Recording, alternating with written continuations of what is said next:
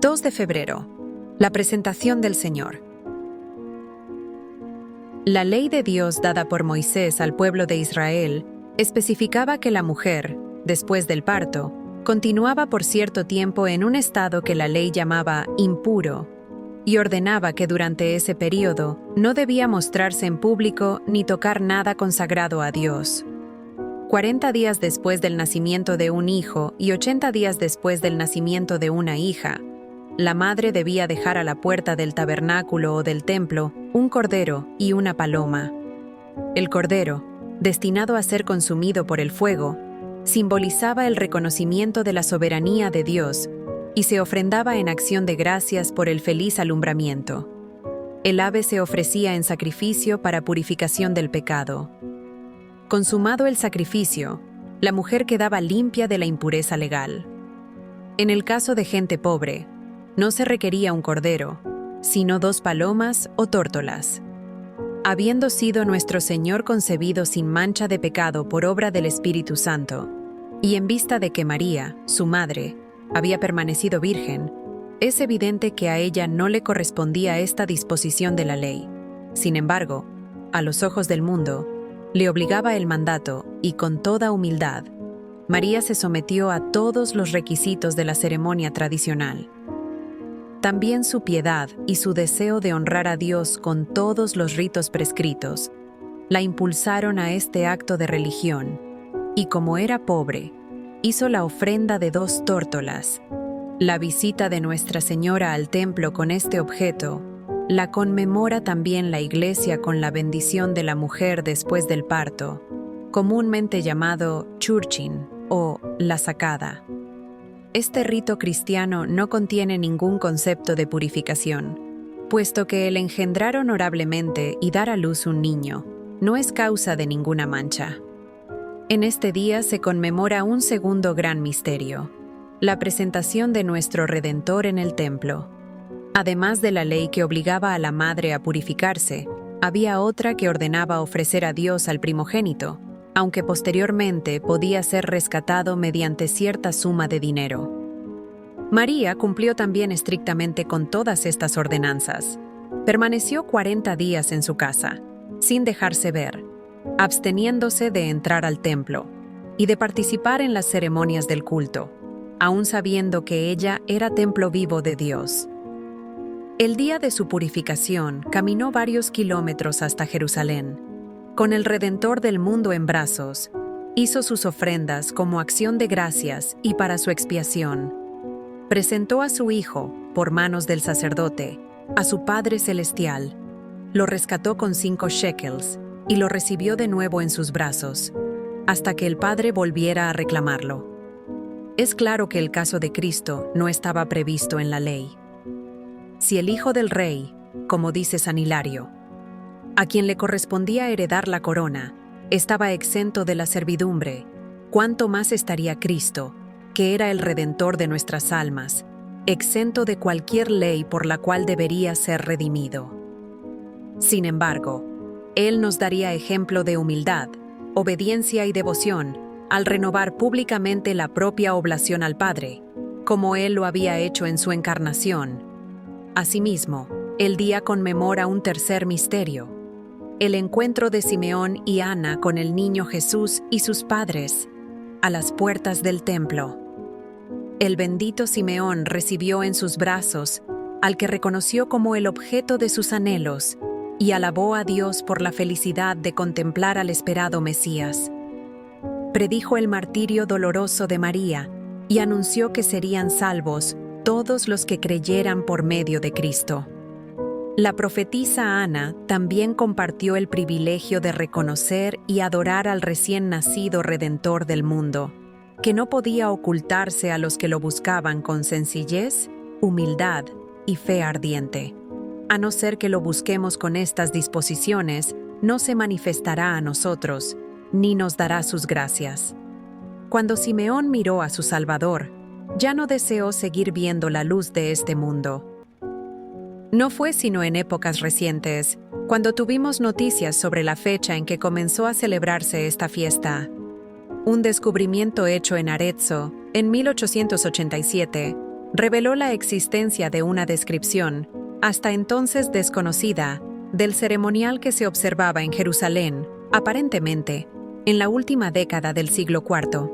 Se cree ahora que el autor de este opúsculo fue cierta abadesa Eteria, quien, dejando su convento en el noroeste de España, emprendió una larga peregrinación a Tierra Santa.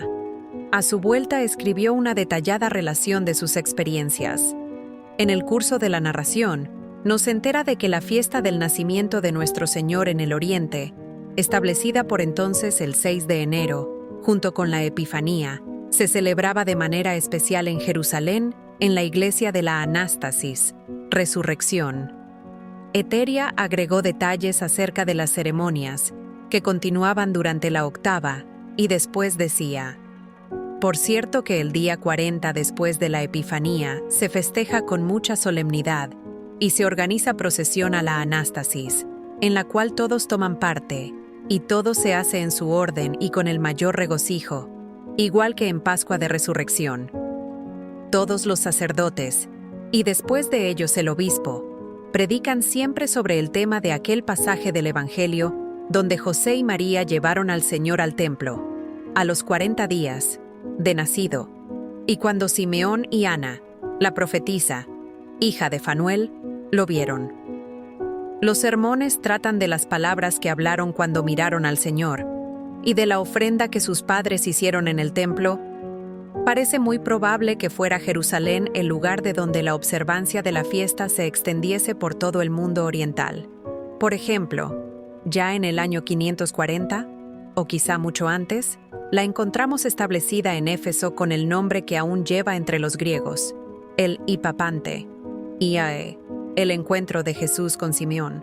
Debemos recordar que en el Oriente, y al principio también en Occidente, esta celebración era una fiesta de Nuestro Señor. Se conmemoraba el incidente relatado por el Evangelio, y que el papel correspondiente a la Santísima Virgen estaba subordinado al de su Hijo.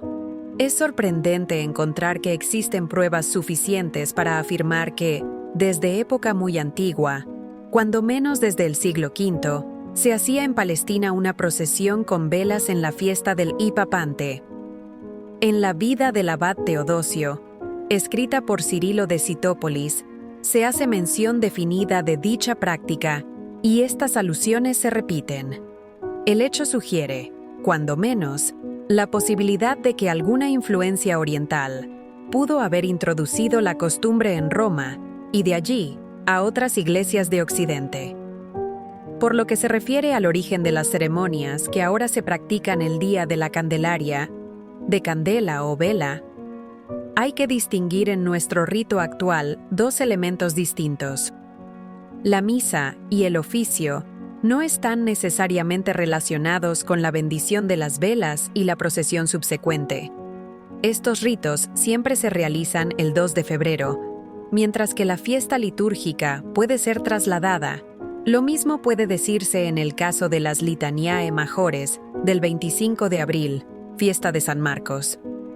Mientras que la procesión cristiana de las Litaniae data del pontificado de San Gregorio el Grande, quien la organizó para reemplazar la antigua procesión pagana de la Rovigalia, que se celebraba en Roma desde tiempo inmemorial en ese mismo día.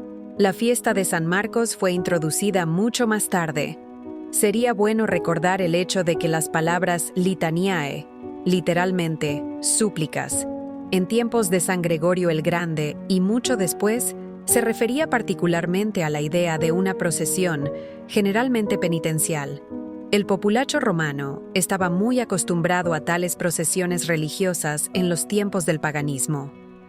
Desde tiempos muy antiguos, en Roma y por toda Italia, siempre que la ciudad, el ejército, las cosechas o los rebaños parecían estar amenazados por influencias dañinas, se recurría a una lustratio, una procesión que desfilaba alrededor del objeto que era necesario purificar o proteger.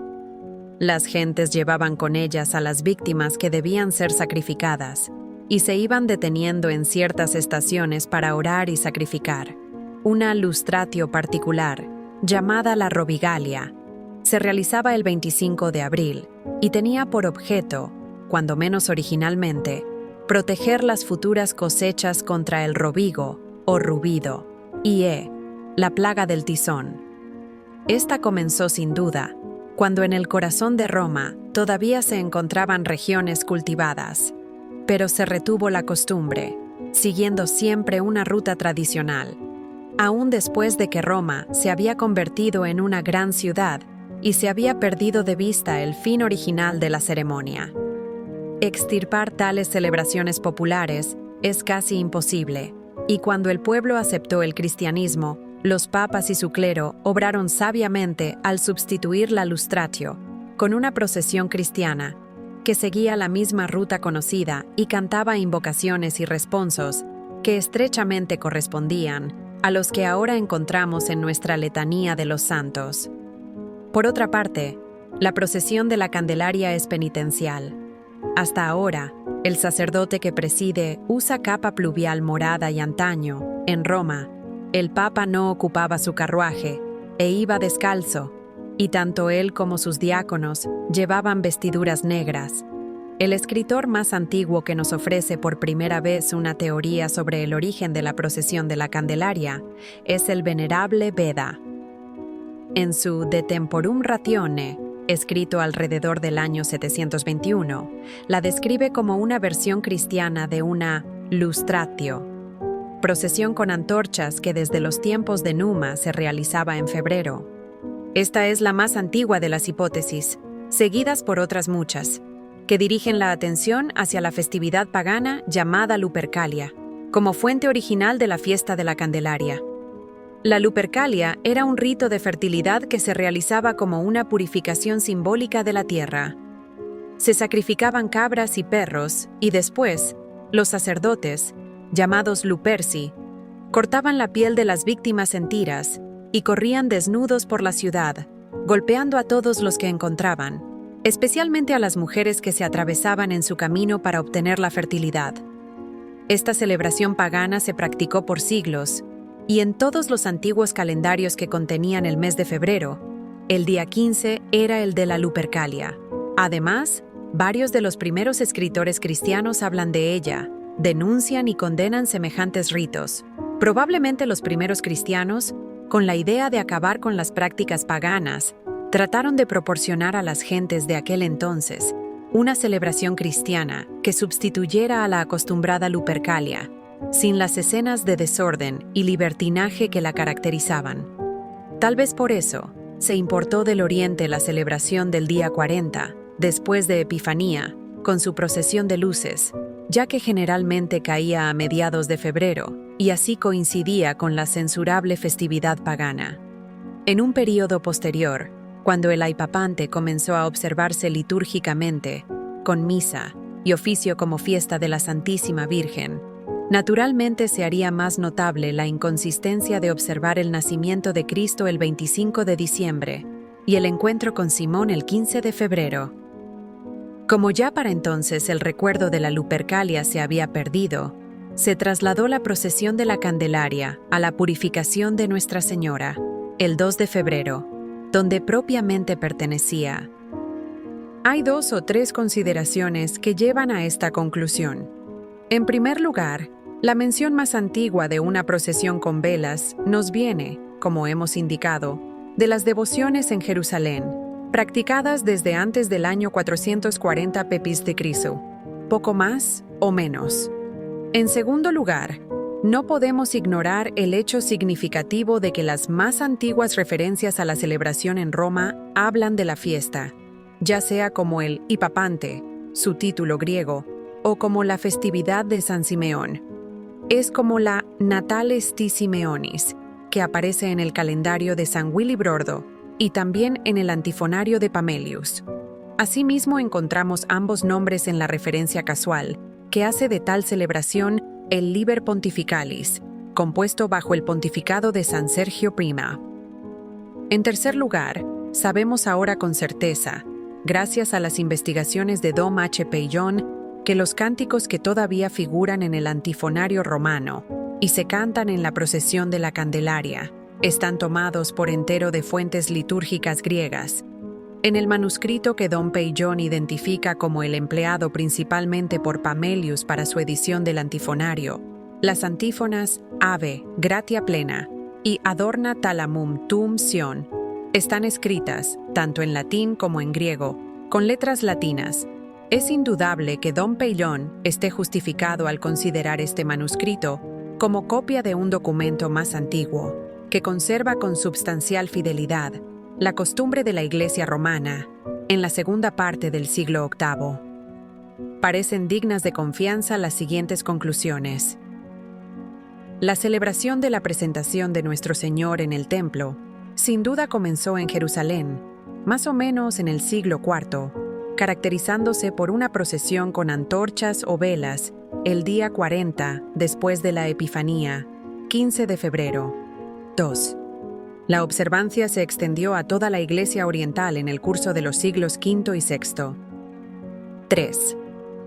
Aunque siempre apegada a la fecha del 15 de febrero, se adoptó la procesión en Roma para proporcionar un sustituto cristiano a la Lupercalia. 4. Cuando llegó a honrarse la purificación de la Santísima Virgen en el occidente, como elemento del ciclo de Navidad, la procesión del Hipapante, fiesta de San Simeón, se trasladó a su día propio, el 2 de febrero, 40 días después del 25 de diciembre, cuando se celebraba en Roma el nacimiento de Nuestro Señor. 5. El venerable Beda, aunque probablemente conocía lo que ciertos autores habían dicho acerca de una siniestra observancia pagana, el Amburbium, fiesta pagan de purificación de Roma, deliberadamente se abstuvo de referirse a ella. Estaba satisfecho con que la procesión de febrero tomara el lugar de alguna lustratio pagana. También sabía que la Lupercalia había durado mucho tiempo, hasta en épocas del cristianismo, y que el lustrum representaba un período de 5 años, pero como no había informes exactos disponibles, intencionalmente era vago en la declaración que hizo.